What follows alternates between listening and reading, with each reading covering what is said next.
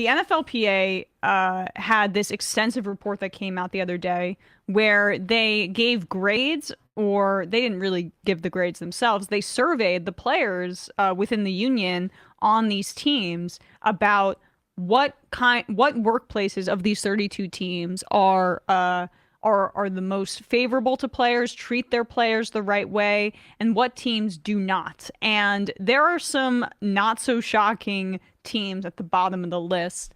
Let's start right there at the top. This was one of the most egregious ones, the Arizona Cardinals. I cannot believe how embarrassing some of the details are of this. Let's scroll down a little bit to the overview.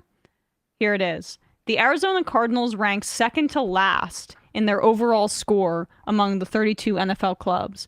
The locker room does not have confidence that owner Michael Bidwill is willing to invest to upgrade the facilities, as he ranks the lowest in that category across the league.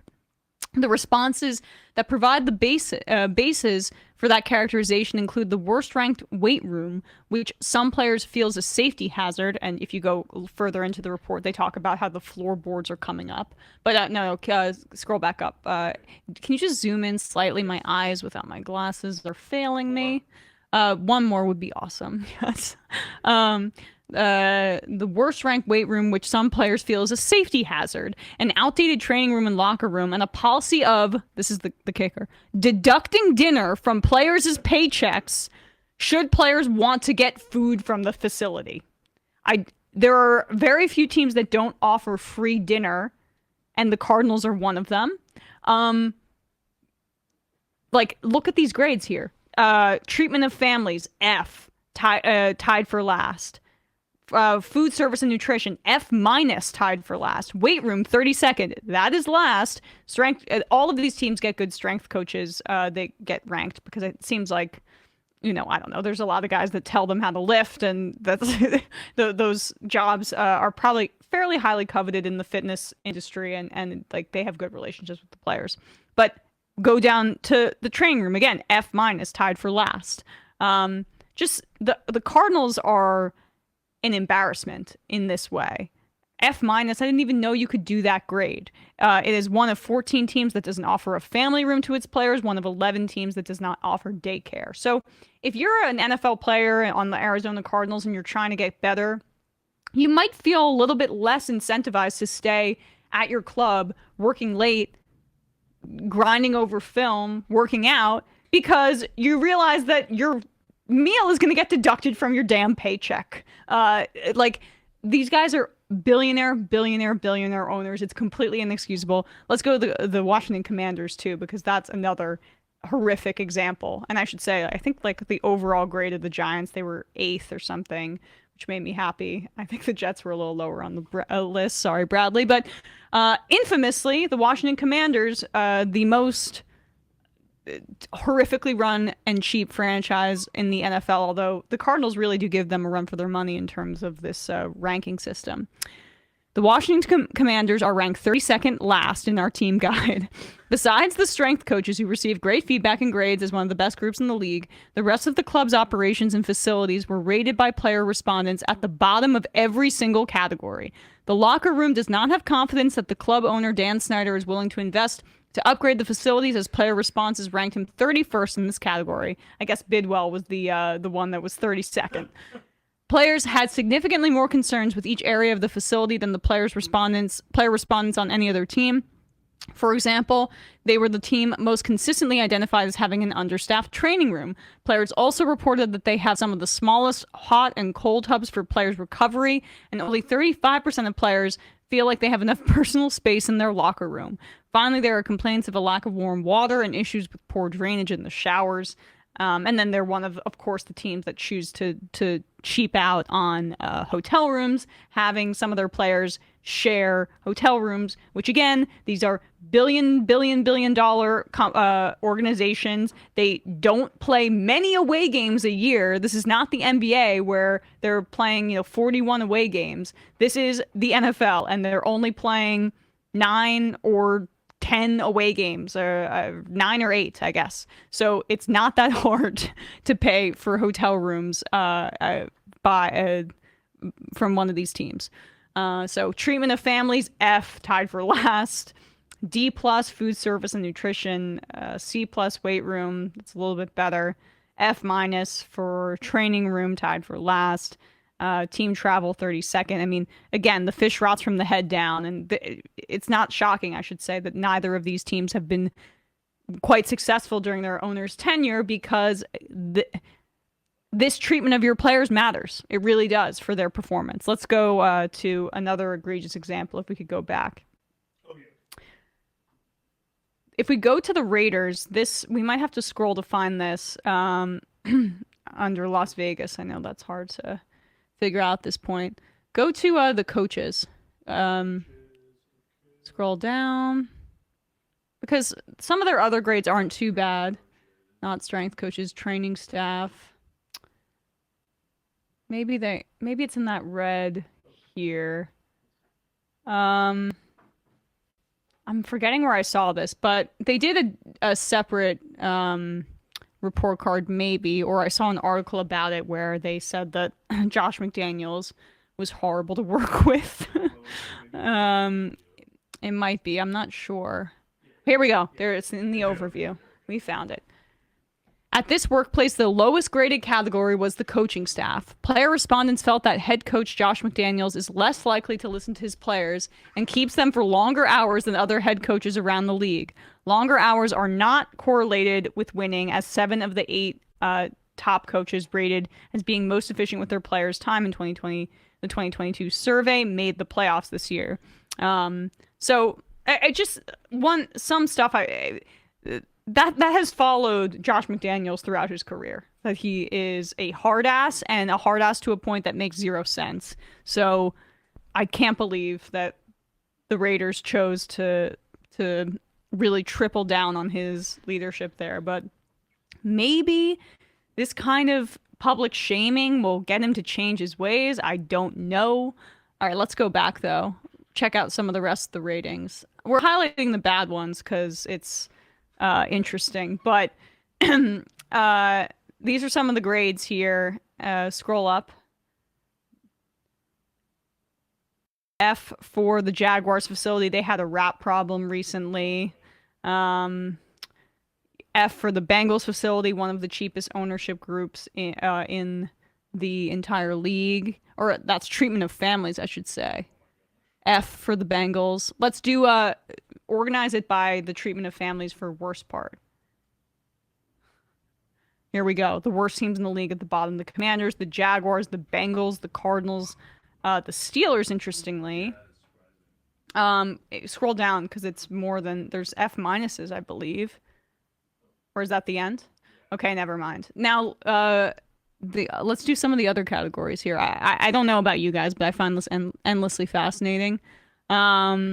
Nutrition. Good. The Cowboys don't cheap out. Here we go. In terms of the meals that are provided for the teams, again, the Cardinals at the bottom, the Saints at the bottom, the Bengals at the bottom, the Chargers at the bottom. These are some of the cheapest owners. The Lions, the Panthers. There's no excuse given him being one of the richest owners in the NFL. But yeah, I mean, you guys get the picture. I believe that the Minnesota Vikings were the top-rated team in terms of what, how players felt overall about that organization, and I think the Giants were 8. I'm trying to find. I should have found those full rankings, but regardless, like you guys can get the picture. It's I like this survey because this is the only way you're going to get some of these owners to change is when they're publicly shamed because they own the team and they can operate as they want to. But yeah, I'm so glad the NFLPA did this. Yeah, I think it's really clarifying, and especially I'm happy about it too in the sense that this also gives players an opportunity to make these observations and make these positions known without fear of any sort of retaliation. Yeah. In that it's backed by their union, and it's not, they don't have to put their names to their comments, which I think is important to anonymize it so owners don't know who is talking shit about them. I don't even mean that derisively for the players. I mean in the sense that they would obviously, a guy like Dan Snyder, a guy like Mike Brown for the Bengals, a guy like um Bidwill. I'm sure. for the I Cardinals. mean, you think that. And by the way, I found the full rankings here. Chargers all the way at the bottom at 30th, and the Chiefs are 29th. That's partially because they got an F on team travel, and apparently they also were pressuring players to hide their injuries during that process. So kind of inexcusable given their prominence over the past 10 years that they have that kind of philosophy Absolutely. and bad. But here we go. We'll do the best at Yeah. at the top.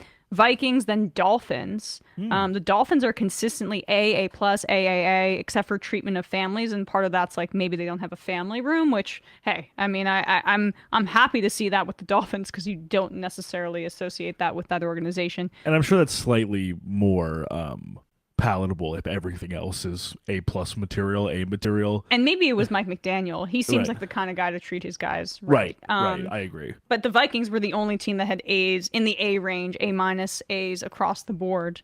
Then the Raiders at third, despite that Josh McDaniels thing. The Texans at fourth, which is also shocking. Cowboys at fifth. That's not because they have so much money. Packers at sixth, seventh 49ers, eighth Giants, ninth Bills, 10th Saints, 11th Seahawks, 12th Panthers, 13th Bears, 14th Eagles. Then the Lions, then the Colts, then the Ravens, then the Titans, then the Jets at 19th. Great job, or the guys. 20th, actually. Broncos, Browns, Steelers, Falcons, Patriots. Patriots not well ranked in terms of their workplace culture, which I think is, Do your job, Emma. part of the issue at this point.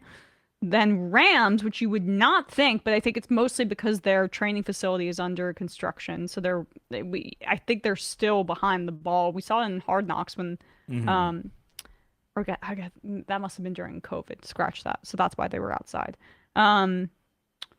Buccaneers, Bengals, Jaguars, Chiefs, Chargers, Cardinals, Commanders, but it's embarrassing that the Chiefs are down there given how successful they've been. But check out that full report because it's pretty interesting. And you always like to hear from the players, especially when they have the protection of their union to say this kind of stuff and anonymity. But this is also kind of, this contributes to my point that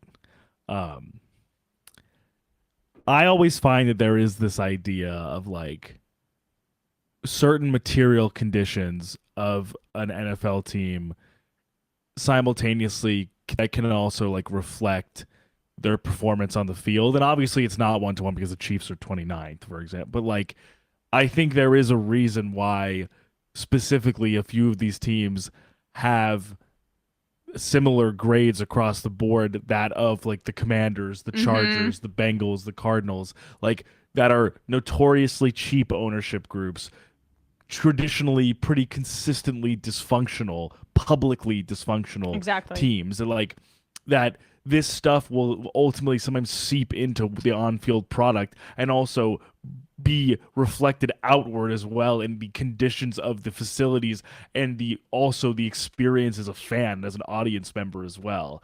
And I also think it's kind of a microcosm of some of the worst vestiges and the worst, characteristics of American capitalism too, in the sense that these teams and the people who work for these teams create so much money for the people who are tasked with making these conditions what they are supposed to be or what they should be in an ideal world. And the people who are doing it, their workforce, are like, we are making this much money for you and we don't even have a family room, or our weight room is infested with rats. Like, it makes you wonder, like, how can a league that prints money for sometimes a bad product, lead to these levels of conditions for teams that are making money, even as individual teams, to say nothing of the revenue sharing agreement these owners have and the TV deals they have. Just individual teams making this money hand over fist and not being able to provide this for their workers. Well, Packers, despite the cold weather up there, in the top 10. So that one team that has a collective like public ownership interesting structure. How that works. But then, not too bad. Then the every other owner in the league jumping in like the Kool-Aid man, being like, it's the Packers only. No other team can do that, by the way. It was a one-time experiment, and we're never doing it again. And we're putting it in the freaking bylaws of the NFL That's to make sure it does never happen. It'll be as difficult as passing another constitutional amendment to get another collectively owned NFL team. 2/3 of the country has to vote for it. That's funny.